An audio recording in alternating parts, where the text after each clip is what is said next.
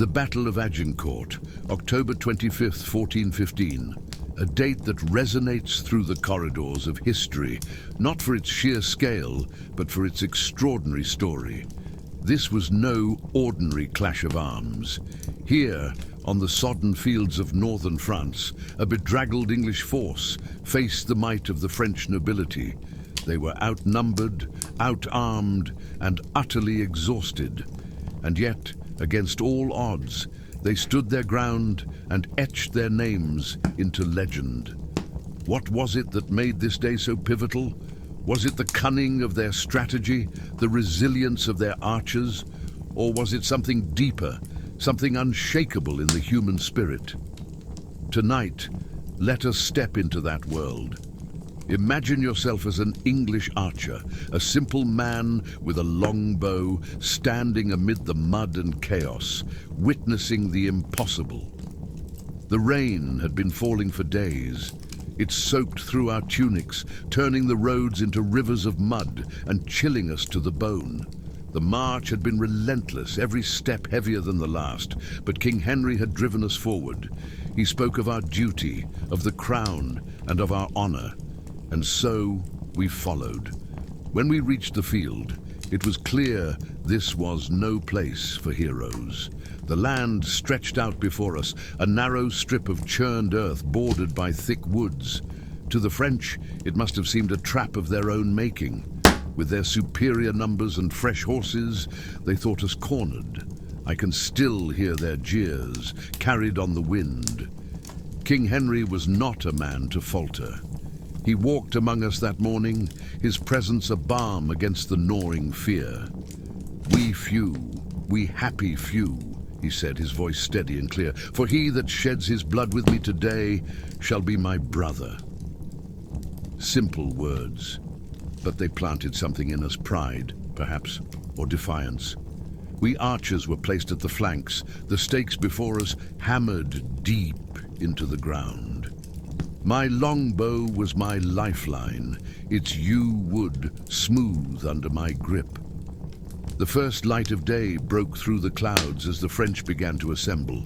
Their banners rippled in the wind, a sea of color against the gray sky. Their knights, proud and gleaming, lined the front. When the first charge came, it was hesitant, almost testing. Their horses struggled in the mud, and their knights wavered. The king's strategy became clear then. The field itself was our ally, its narrowness and muck a trap for their pride. When the command came, we loosed our arrows. Hundreds, then thousands darkened the sky, a storm of death that rained down upon the French lines. I remember the sound, metal striking metal, the screams of men and horses. They pressed on, wave after wave, their desperation palpable. My arms burned from the strain, my fingers raw from the string. But we didn't stop. Draw, knock, release, each arrow a lifeline, each volley a reminder that we were still alive. When they reached our lines, the stakes held them back, but not for long. They were like a tide, relentless and crushing.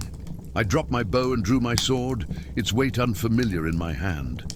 The fighting was brutal and close, the mud pulling at our feet as we grappled with armored men who seemed more beast than human. I struck blindly, my blade finding flesh more by will instinct than skill. A knight bore down on me, his sword raised. I thought my time had come, but he slipped, his weight pulling him into the stakes.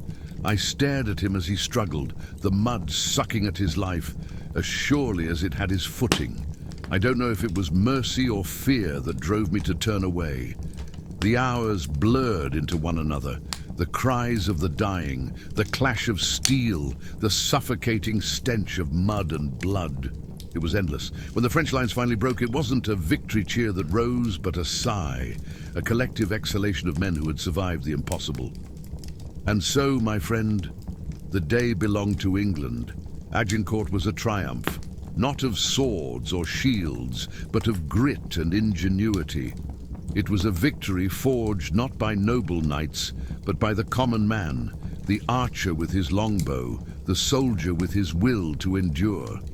Yet, let us not romanticize this too much. Victory at Agincourt was not without cost. The field was a charnel house by the day's end, littered with the dead and dying. For every French knight that fell, there was an English archer who carried the weight of what he had done. The cries of their enemies, the faces of those they could not save, they lingered. But that is the nature of war, isn't it? It asks much of men and offers little in return. And yet, it is in these moments of great trial that the human spirit is revealed. At Agincourt, we see the power of resilience, of unity, of belief in something greater than oneself. So, when you think of Agincourt, do not just think of the glory. Think of the men who stood in the mud, who loosed their arrows against impossible odds, and who, through their courage and sacrifice, changed the course of history. For it is their story, not the battle, not the king, that endures.